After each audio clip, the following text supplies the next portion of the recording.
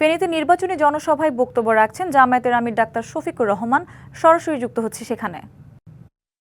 জুড়ে আন্দোলন করেছেন, আগস্টের 5 তারিখ ফলাফল নিয়ে ঘরে ফিরেছেন।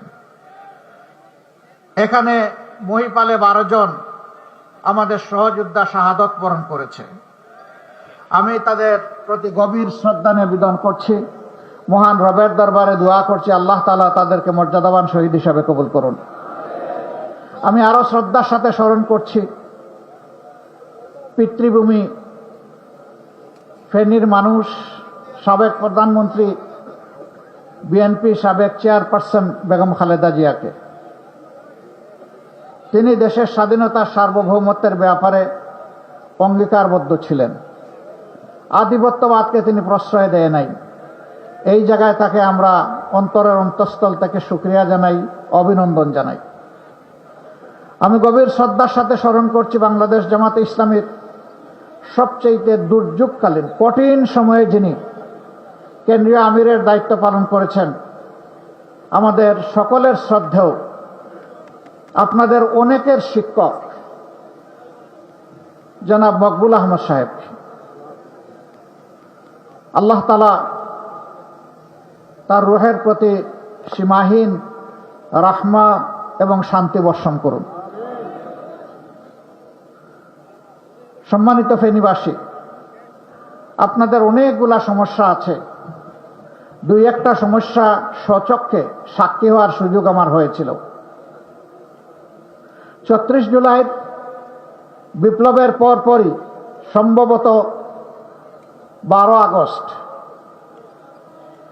সীমান্তের ওপার থেকে তেড়ে আসা পানির তুড়ে বাঁধ ভেঙে গোটা ফেনী জেলা সমুদ্রে পরিণত হয়েছিল।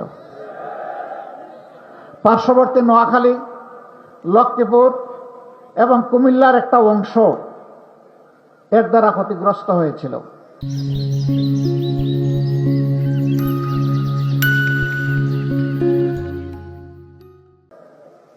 সেই সময়টা প্রথম দিনেই ঝুঁকি নিয়ে আমরা এসেছিলাম। গাড়ি চলে না, আমরা হেলিকপ্টার দিয়ে তাড়াতাড়ি আসতে চাইলাম। আবহাওয়ার কারণে হেলিকপ্টার বলল আমরা এই আবহাওয়ায় উড়াল দিতে পারবো না। এখান থেকে বলা হলো আপনি আসবেন না, কারণ ফেনী পর্যন্ত পৌঁছার কোনো ব্যবস্থা নাই। জায়গায় জায়গায় হাঁটু পানি, কোমর পানি। আমি বললাম মানুষ কি কিছু চলাচল করে? কয় হ্যাঁ করে। কিভাবে করে? কয় যে কোমর পানি ভাঙ্গা করে। আমি বললাম যে আমিও কোমর পানি ভাঙবো, এবং চেষ্টা করলাম আপনাদের পাশে এসে দাঁড়ানোর। সেদিন আপনাদের দুঃখ দুর্দশা শুধু দেখেছি, আর এই কষ্ট দেখে একটুখানি চোখের পানি ফেলেছি। ওই কয়েক ফুটা পানি বন্যার পানির সাথে মিলিয়ে গেছে। আমি আসি নাই আপনাদের সকল দুঃখ দুর্দশা শেষ করতে, এসেছিলাম আপনাদের দুঃখের সঙ্গী এবং সাক্ষী হতে।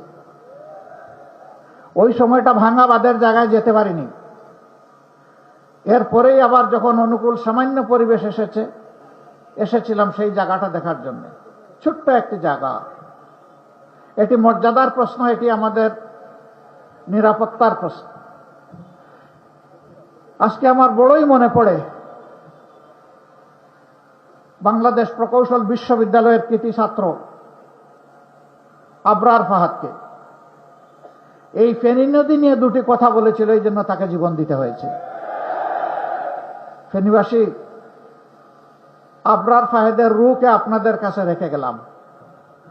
যতদিন ফেনী দুনিয়ায় বেঁচে থাকবে, আমার অনুরোধ থাকবে আপনারা আবরার ফাহিদকে আপনাদের কলিজায়, আপনাদের হৃদয়ে একটু জায়গা দিয়ে রাখবেন। সে আপনাদের কথা বলেছিল, সে দেশের ন্যায্য প্রাপ্যতার কথা বলেছিল।